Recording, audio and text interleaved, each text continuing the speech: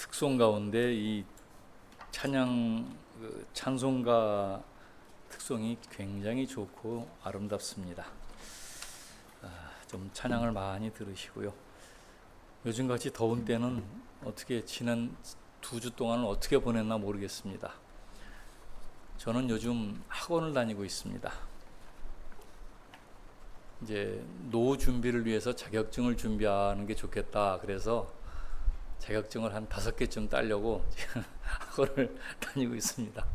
하나는 땄고 또 하나는 1차 시험에 붙었고 이제 2차를 실기를 준비하고 있고, 뭐 요양보호사나 바리스타나 어쨌든 뭐 필요한 그 자격증들을 따서 이제 이렇게 봉사를 좀 해보고 싶다, 그런 생각을 하고 있습니다. 그런데 가만히 보니까 쉽게 따는 자격증들은 별로 돈이 안 되는 것 같아요. 그래서 어렵게 따는 자격증은 어쨌든 그게 이제 돈이 되니까 돈 벌려고 하는 것보다는 봉사를 위해서 지금 준비를 하고 있는데, 학원까지 한 시간 한 1km 정도를 걸어가는데, 지난 2주간 동안 날씨가 어마어마했잖아요. 그 날씨를 또 걸어가는데 제가 양산을 쓰고 갑니다. 이제 평생 양산을 안 써봤는데 이거는 뭐 얼굴이 막 완전히 타는 거예요. 그래서 이게 안 되겠다 해서 이제 양산을 집사람 걸 뺏어 가지고 제가 이제 쓰고 다닙니다. 근데 남자들이 요즘은 많이 양산을 써서 창피하지가 않아요. 이제는 어떤 사람은 우산 쓴 사람도 있어요. 큰 거. 이만 할아버지, 어떤 할아버지 하나는 우산도 작은 우산이 아니라 막 자기보다 더 큰 거를 쓰고 다니는데, 그것도 괜찮고 어쨌든 이제 잘 견뎌야 되니까 그런 아주 힘든 시절을 보내고 있습니다. 그래서 목사님들이 어떻게 지내냐고 연락이 오면은 난 지금 학원 다닌다고 전화하지 말라고 그래요. 근데 지금 한 2달 됐어요. 이제 이번 주까지 하면 2달인데 6월 중순부터 다녔는데 얼마나 힘든지 이게 만만치가 않아요. 더위도 힘들고 학원에 한 4시간 정도 있다 오는데 아주 힘든 자격증을 따고 있어요. 그래서 그거 따면 여러분에게 다 좋은 일입니다. 앞으로 좋은 일이 있겠다 생각을 합니다. 아무튼 같이 살궁리를 해야 돼요. 근데 불만이 없어요. 너무 힘들고 어려운데 괜찮아요. 해볼만 해요. 뭐 집도 덥지만 그렇죠, 괜찮아요. 목사가 그렇게 가난하게 사는 게 맞지요.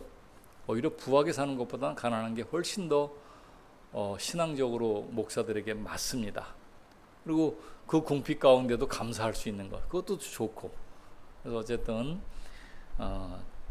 어떤 환경이든지 감사할 수 있는 조건이 있다는 게, 그게 필요합니다. 하나님께서 원하시는 것은 그런 것이에요. 우리에게 특별한 것을 원하지 않아도 감사를 원하세요. 어떤 환경이 주어지더라도 그 가운데서도 감사 조건을 찾는 것이죠. 감사 조건을 찾다 보니까 여러 가지 생각이 나요. 여러분, 물이 안 나오면 어떻겠어요? 그래도 시원한 물이 나오잖아요. 하루에 몇 번씩 목욕을 해도 물이 있으니까 감사하고. 요즘은 그 생각을 해요. TV를 보면서 에어컨을 틀고 이제 밤에 잠을 자는데 에어컨이 없는 분들이 있다는 얘기를 들어요. 할아버지들이나 할머니들이 쪽방촌에 살면서 선풍기 갖고 요즘 어떻게 지내겠어요? 생각을 한번 해보세요. 너무 안 됐고, 그냥 어쨌든 그래도 에어컨이 있어서 28도를 맞춰놓고 자는데 너무 감사한 거예요. 이것도 감사하고 여러 가지로 병나지 않은 것도 감사하고, 이런 감사들이 끊임없이 있습니다. 여러분, 감사의 제목을 찾으세요. 감사 제목을 찾으시고 그리고 하세요. 제가 우리 학원에 있는 분들에게 그런 얘기를 했어요. 내가 60대 후반인데 60대 후반에 제가 한 것이 2가지가 잘한 게 있습니다. 그렇게 했더니 뭐냐 그래요. 첫 번째는 달리기를 공부하는 게 제가 잘한 것입니다. 달리기가 너무 사람에게 좋다는 것을 깨닫고 병원 의사들이 달리기를 권면해요. 그래서 그거를 계속 시청을 하면서 달리기를 하고, 그리고 또 한 가지는 자격증을 위해서 공부를 시작한 일입니다 라고 얘기를 해요. 아무것도 하지 않으면 무기력해져요. 사람이 처지는 것이에요. 그런데 뭔가 시작을 하고 새로운 것을 시작하니까 뇌가 새롭게 깨어나는 것이에요. 전혀 하지 않던 부분을 전혀 하지 않던 일들을 새롭게 시작하니까 거기서 새로운 활력이 나오고 이거 참 이런 부분도 있네 하면서 감사하고 그런 일을 경험하고 있습니다. 여러분도 늦었다고 생각하지 마시고 할 수 있는 걸 좀 했으면 좋겠어요. 집사람한테도 바리스타 자격증을 따라라 그렇게 이제 내가 해야 되는데 시간이 많이 없으니까 당신이 따시오라고 부탁을 해놨어요. 아무튼 뭔가 새로운 걸 시작하는 것이 참 좋은 일이에요. 그제는 달리기에 대해서 공부를 하다가 이렇게 보니까 서울 트레일 러닝이라는 게 있어요. 서울시청에서 저녁 해질 때 출발해가지고 서울 외곽을 도는 것이에요. 서울을 도는 것이에요. 잠 안 자고. 근데 그게 서울이 그 트레일 러닝이 50km짜리가 있고 100km짜리가 있어요. 50km짜리는 서울 북악 스카이웨이 쪽으로 해서 이렇게 해서 안쪽으로 한 바퀴 돌면 50km가 나오고, 또 한 팀은 똑같이 출발하는데 이제 과천 이렇게 과정이 달라가지고 이렇게 100km를 도는 것이에요. 아니 젊은이들이요, 어떤 할아버지가 참석, 70세가 넘은 분이 50km를 참석한 거예요. 시간은 뭐 많이 걸리죠. 그 다음날까지 하는 거니까. 밤새도록 달려가지고 낮에 이제 들어와가지고, 근데 중간중간에 이제 밥을 해주는 그 협회에서 밥을 해주면은 거기서 밥을 먹고 또 뛰는 거예요. 그러면서 50km를 그냥 단숨에 뛰는 거예요. 산악을. 어떤 분들은 100km를 뛰는 거예요. 산악을. 참 전혀 알지 못하던 세계가 있어요. 또 보니까 울트라 마라톤이라고 있어요. 부산에서 저녁에 출발을 해요.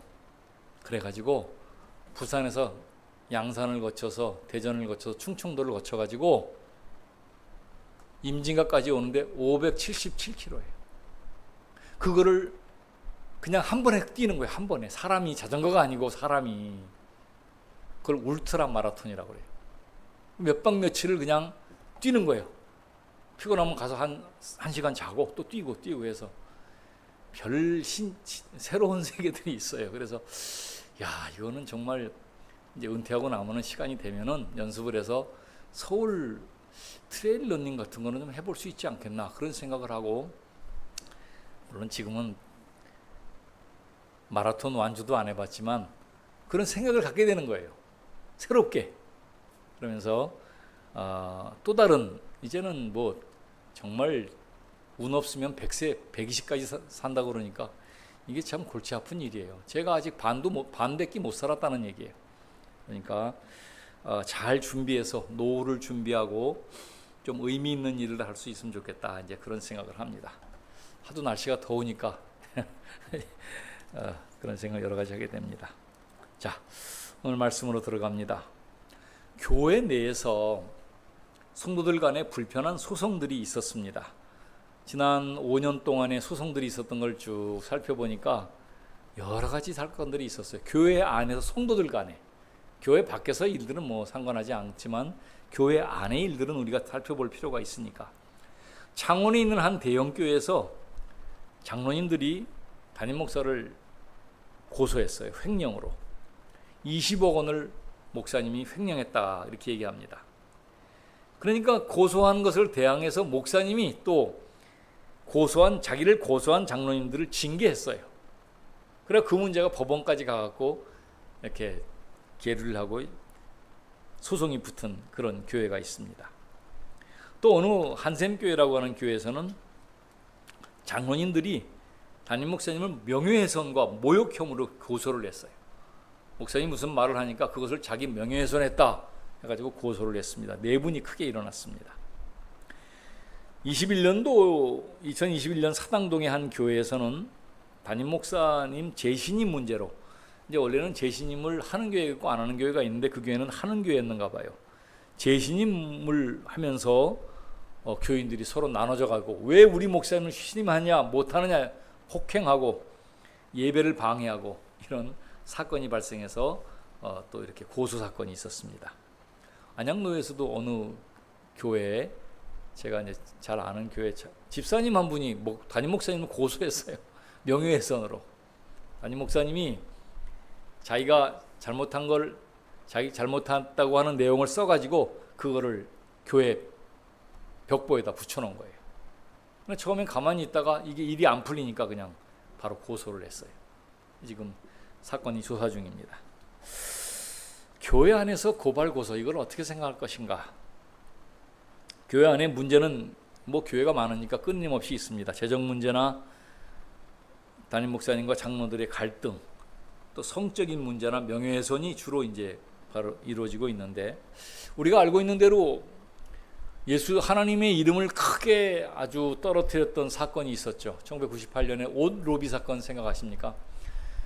그 아주 방송에 나와가지고 너무너무 떠들었던 사건이죠. 신동아 그룹의 최순영 회장이 구속이 됐어요. 아주 그룹의 총수가 구속이 되고 나니까 그 부인이 권사님인데 우리 남편을 어떻게든지 빼야겠으니까, 근데 같은 교회에 다니는 검찰총장이 같은 교회를 다녀요. 그러니까 그 부인에게 찾아가가지고 아주 비싼 옷을 공급했어요. 그리고 로비를 벌였어요. 내 남편을 빼달라고. 그것이 세간에 나와가지고 얼마나 욕을 먹고, 교회 권사들이 저런 일을 하고 한다고 하면서 아주 큰 소동을 일으킨 그 사건을 지금도 아마 기억하실 겁니다.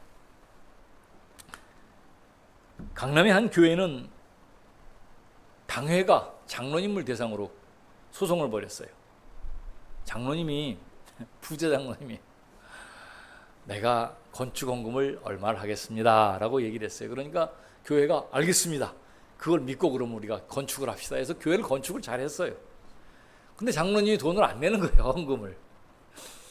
교회가 재정이 없어지고 너무 힘들어지니까 당회가 안 되겠습니다, 우리 소송을 합시다. 그래가지고 그 장로님을 상대로 소송을 했어요. 약속을 이행하라고는 소송을 한 그런 웃지 못할 일이 있습니다. 참 여러 가지 일들이 지금 벌어지고 있는데, 이런 일들을 우리가 어떻게 해결할 것인가? 뭐 소송하는 과정에 상처들이 많이 나고, 또 그 교회들이 아주 타격을 입고 교인들이 떠나가고, 새신자들은 소송이 있으면 떠나요, 교회를. 그런 일이 지금 많이 벌어지고 있었습니다. 오늘 본문 말씀 고린도전서 6장 말씀은 교회 내에서 일어날 수 있는 소송에 대해서 권면을 합니다. 참 로마 시대가 놀라운 것이 2000년 전이잖아요. 2000년 전인데도 이런 소송 제도가 있어가지고 소송을 했다는 그런 기록이 남아있는 것이고, 또 이런 기록이 성경에 기록돼가지고 우리에게 전달된 것도 아주 놀라운 일입니다. 뭐 간단하게 오늘 말씀을 정리하면, 교회는 거룩성과 교회 위상, 이것을 떨어뜨리지 말고 지키라 하는 것입니다. 고린도 교회 내에서는 소송 사건이 벌어지게 됐는데, 평화롭게 해결돼야 할 문제를 해결하지 못하고 세상 법정으로 가서 고소를 했습니다. 오늘 같은 똑같은 일이죠. 그러니까 이제 그것을 듣고 바울 사도가 교회 안에서 벌어지는 일에 대해서 어떻게 할 것을 정리해 준 것이 오늘 말씀입니다. 자, 말씀을 좀 들어가 보겠습니다. 1절 말씀입니다. 같이 1절을 읽겠습니다. 너희 중에 누가 다른 이와 더불어 다툼이 있는데 구태여 불의한 자들 앞에서 고발하고 성도 앞에서 하지 아니하느냐. 성도들 가운데 소송이 있었어요. 그런데 이것을 여기서 이제 불의한 자들이라 이렇게 표현했죠. 여기서는 도덕적으로 불의한 자들이 아니고 재판관들을 얘기합니다. 예수님 믿지 않는 사람들을 불의한 자들이다, 이렇게 바울 사도는 표현하고 있습니다. 그러니까 성도들 간에 소송을 하더라도 이것을 구태여 세상 법정 앞에 가서 하느냐, 그렇게 책망을 하고 있는 것입니다. 그 고린도 시는 헬라 문화가 큰 역할을 하는 곳인데, 거기는 지혜를 찾는 곳이에요. 헬라 문화는 지혜가 무엇인가를 찾아서 지혜가 가장 큰 아주 중요한 것으로 생각하는 기준을 삼는 것인데, 그렇게 지혜가 있다고 하는 사람들이, 지혜를 찾는 사람들이 어떻게 교회 안에서 소송이 일어났는데 이것을 세상 법정으로 가져갈 수 있느냐, 그거를 책망하고 있습니다. 뭐 살다 보면 그런 일이 있을 수가 있죠. 그런데 성도가 이렇게 지금 말씀드린 예들을 보면서 성도들이 소송을 세상 법정으로 가져가는 것은 아주 불편한 일입니다. 이것은 그냥 이슈가 바로 되는 것이에요. 교회가 이렇게 됐다 하면서. 그래서 하나님의 영광이 가려지는 것입니다. 이제 그럴 수 이전에 또 그런 일이 있었어요. 윤리 시간에 강의를 들으면서 학교 다닐 때, 근데 그때 무슨 얘기를 하는가 하면은 여러분은 어떻게 하겠습니까? 라고 질문하는 거예요, 교수님이.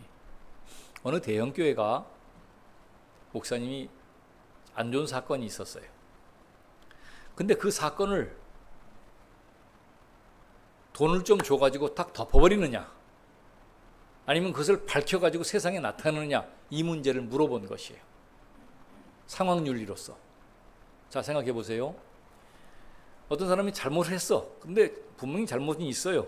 징계는 하긴 해야 돼요. 그런데 그걸 세상으로 끄집어 갖고 나와서 법정에 가가지고 온 세상이 떠들면서 교회가 이랬다고 하는 망신을 주고 교회가 먹칠을 하는 그것이 좋은가? 아니면 분명히 그분은 잘못했지만은 돈을 좀 써가지고 딱 덮어버리면서 하나님의 영광을 더 이상 훼손시키지 않은 것이 좋은가? 어떤 것이 좋습니까? 하고서 묻는 그런 일이 있었습니다. 근데 의견이 갈렸어요, 둘로.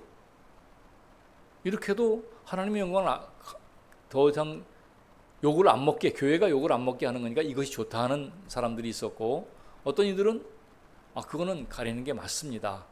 그걸 세상에 알려서 굳이 그럴 필요가 뭐가 있습니까? 지금도 물으면 아마도 의견이 나뉠 것입니다. 예, 그럴 수 있어요. 그거는 이제 판단은 주님의 부분이니까 우리는 그럴 수가 있다 하는 것만 얘기하고 넘어가면 좋겠습니다.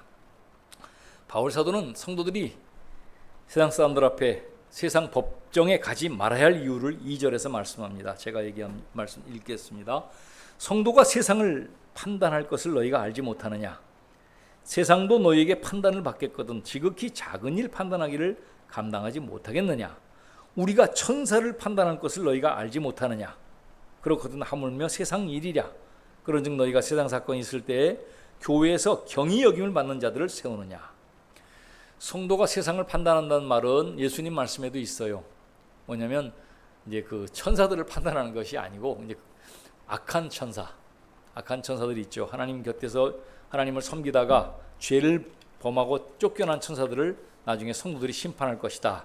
성경은 그렇게 말씀합니다. 그러니까 천사도 판단을 성도들이 돼가지고 하물며 세상 일 이 작은 것도 하나 판단하지 못하느냐 이렇게 책망을 하고 있는 것입니다. 마지막 날에 우리가 그런 판단을 하겠죠. 마태복음 19장 28절에 예수님 말씀합니다.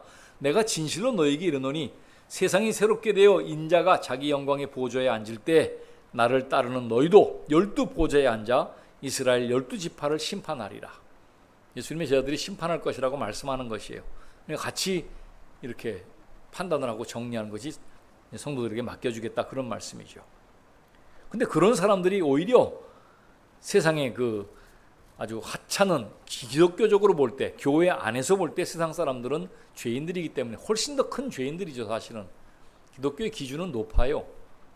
기독교의 기준은 양심법까지 따르면 굉장히 높은 수준에 있기 때문에 판단해야 되는데 그것도 하지 못하느냐라고 이야기를 하고 있는 것입니다. 5절입니다.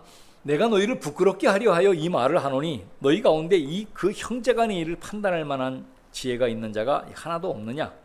형제가 형제와 더불어 고발할 뿐더러 믿지 않는 자들 앞에서 하느냐? 지난 서울에 부교육자로 있을 때 그 교회에서 좀 사고가 있었어요. 그래가지고 이제 사실은 그분이 회개를 하지 않고 그냥 감추기만 하고 그러니까 이걸 법정으로 가지고 가서 시시비비를 가려야 되는데 담임 목사님이 그렇게 안 했어요. 그러면서 이제 하시는 말씀이 뭔가 하면 내가 세상 판사들 앞에 쫓겨다니면서 검사한테 취조를 받고 그런 심판을 받아야겠느냐? 나는 못한다. 그래가지고 그냥 넘어갔어요. 나중에 그 장로님이 회개를 하고 아마 제가 이제 교회를 떠난 이후에 재정을 돌려놓은 것으로 알고 있습니다. 근데 그럴 수도 있다 생각을 해요. 목회자가 법정에 서가지고 이런 판단을 받는 것은 좋은 일이 아니죠. 여기 참 불편한 일이 일어나고 있습니다.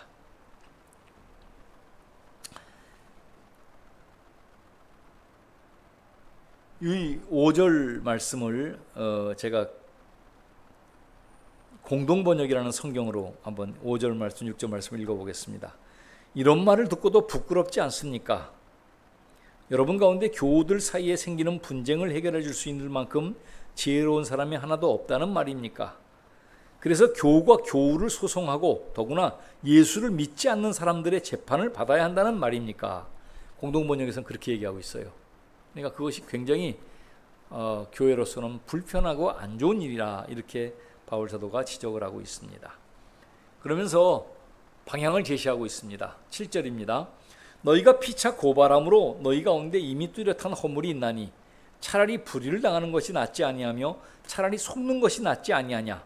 너희는 불의를 향하고 속이는구냐. 그는 너희 형제로다.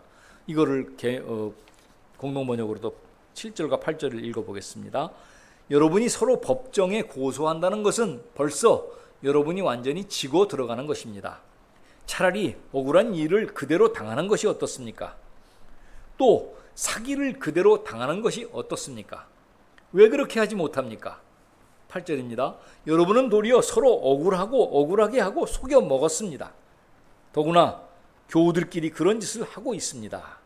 아주 굉장히 현실적으로 번역을 했어요. 바울 사도가 말씀하는, 정리하는 것은 뭐냐면 성도가 물질적인 손해를 보는 것이 그 인격과 그리스도인 다움을 상실하는 것보다 훨씬 더 낫다. 막 서로 싸우고 소송을 하면서 자기의 그 기독교인으로서의 품위를 떨어뜨리는 것보다는 그냥 당하라는 것입니다. 참된 하나님의 백성들은 하나님의 영광을 위해서 교회의 명예를 생각하면 참아야 한다, 그런 말입니다. 이 말을 듣고 얼마나 그렇게 행할 수 있을까 그런 생각을 합니다. 만약에 저한테 그런 소송이 들어오면 어떨까? 소송이 있어가지고 이제 이렇게 들어오면 어떻게 할까? 그냥 인내하고 참을까? 예수님은 참으셨어요. 예수님은 아무런 죄가 없는데 억울한 일을 소송을 당하고 억울하게 침뱉음을 당하고 뺨을 치고 그렇게 당했지만은 예수님은 본인이 하신 말씀이 있잖아요. 오른뺨 침을 오른쪽 뺨을 치거든 왼편 뺨을 돌려대라 그랬어요. 자, 생각해 보세요. 사람이 서 있는데 오른편 뺨을 댄다는 말이 무슨 말이에요? 이게 오른편 뺨이에요, 왼편 뺨이에요? 왼뺨이에요. 오른편 뺨은 이거예요. 그러니까 따귀를 이렇게 때리는 게 아니고 손등으로 때리는 게 오른편 뺨이에요. 이해하시겠습니까? 멸시하는 뺨을 치는 것이, 결투를 신청할 때 화가 나서 때리는 게 아니고 모욕감을 주는, 손등으로 때리는 것을 말하는 것이에요. 예수님은 오른편 뺨을 치거든 왼편 뺨을 대라 그렇게 말씀하시고 나서 본인이 그렇게 하셨어요. 침뱉음을 당하고. 아니, 어떻게 창조주 앞에 침을 뱉을 수가 있어요? 어떻게 세상에 우리를 위해 구원하러 오신 분한테 뺨을 때리고 침을 뱉고 그럴 수가 있어요? 그건 상상도 못할 일이죠, 지금으로 보면은. 그런데 예수님은 그걸 다 당하시고 그렇게 말씀하시고 그렇게 행하셨어요. 그러니까 주님이 귀한 분이죠. 그러면서 그걸 알고 있기 때문에 바울 사도는 차라리 당해라. 기독교인의 품위를 떨어뜨리지 말고 차라리 그냥 속아라. 사기를 당해라, 그런 말입니다. 근데 사기를 당하면 주님이 좀 채워주시지 않겠어요? 주님 때문에 고난받은 것이니까.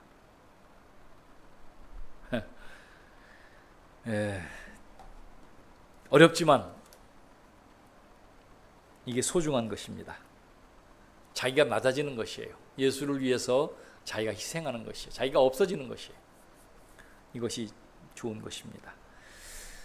자, 9절 봅니다. 불의한 자가 하나님 나라를 유업으로 받지 못할 줄을 알지 못하느냐? 미혹을 받지 말라. 음행하는 자, 우상 숭배하는 자, 간음자, 탐색, 남색은 이제 동성연애를 말합니다. 탐색은 여자를 탐하는 걸 말하고요. 도적, 탐욕 부리는 자, 술 취하는 자, 모욕하는 자, 속여 빼앗는 자, 이건 사기꾼을 말합니다. 이런 사람들은 하나님 나라를 유업으로 받지 못하리라. 천국에 들어가기가 몹시 힘듭니다, 이걸 보면. 그런데 위로를 하는 말씀을 11절에 합니다. 너희 중에 이와 같은 자들이 있었더니, 이렇게 여러 가지 죄악을 하던 사람들이 있었더니 주 예수 그리스도의 이름과 우리 하나님의 성령 안에서 씻음과 거룩함과 의롭다 하심을 받았느니라. 우리도 예전에는 그런 사람들이었어요. 이런 죄악들을 그대로 범하던 사람들이었는데 예수님의 이름으로 성령 안에서 씻음을 받았어요. 거룩함을 받았어요. 그러니까 우리는 성도입니다. 거룩한 물이에요. 하나님이 이렇게 불러주시는 것이에요. 우리는 모두가 예수님 보혈로 씻음 받은 사람들입니다. 그리고 마무리합니다. 12절입니다. 모든 것이 내게 가하나 다 유익한 것이 아니요 모든 것이 내게 가하나 내가 무엇이든지 얽매이지 아니하리라. 이 말씀은 12절부터 19절까지 나와 있는 말씀을 정리하는 말씀인데 그냥 해석하기 위해서 올려 붙여놨습니다. 그러니까 다 가능하지만 유익한 것이 아니다. 그리스도 안에서 복음을 받은 사람들은 다 가능해요. 그러나 다 유익한 것이 아닙니다.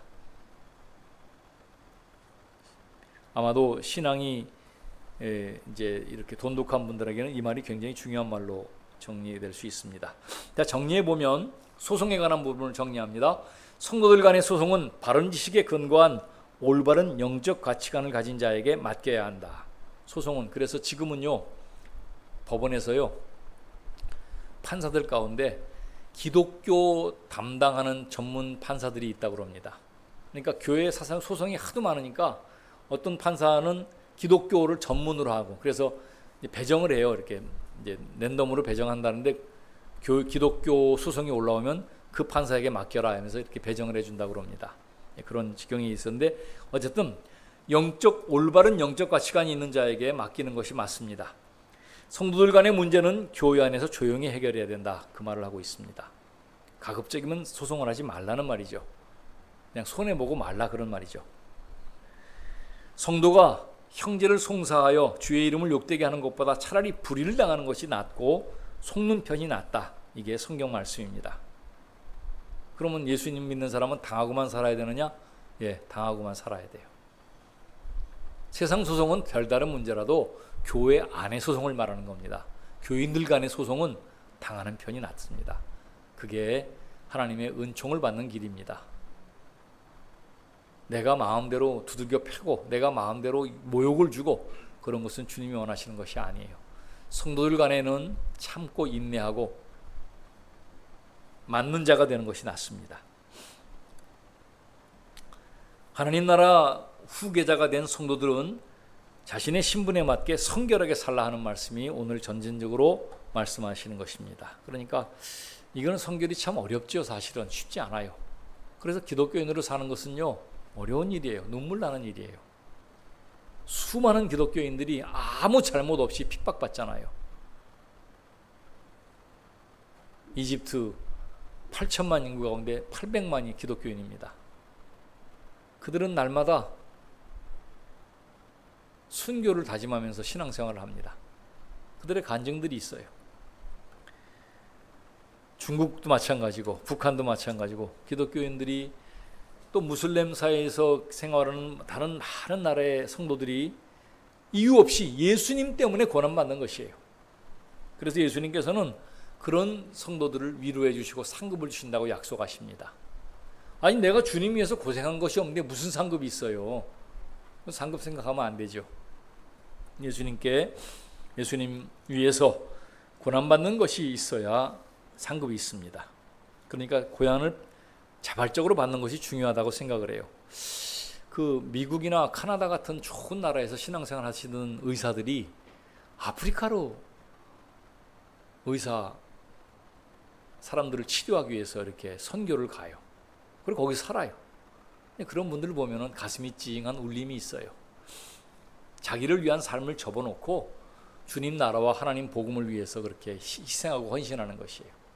이거는 해볼 만한 일이고 사실은 할 만한 일이죠. 제가 잘 아는 우리 권경숙 선교사님, 모리타니 마마, 모리타니에서는 권경숙 선교사님을 어머니라고 불러요. 대통령이 표창까지 했어요. 그 사막의 나라에서 모래썰매에서 모래에서 아이들에게 스노우보드를 가르쳐가지고 한국의 평창올림픽 때 와서 스노우보드를 탔어요. 이거 뭐 처음 눈을 보는 아이들이에요, 전부 다.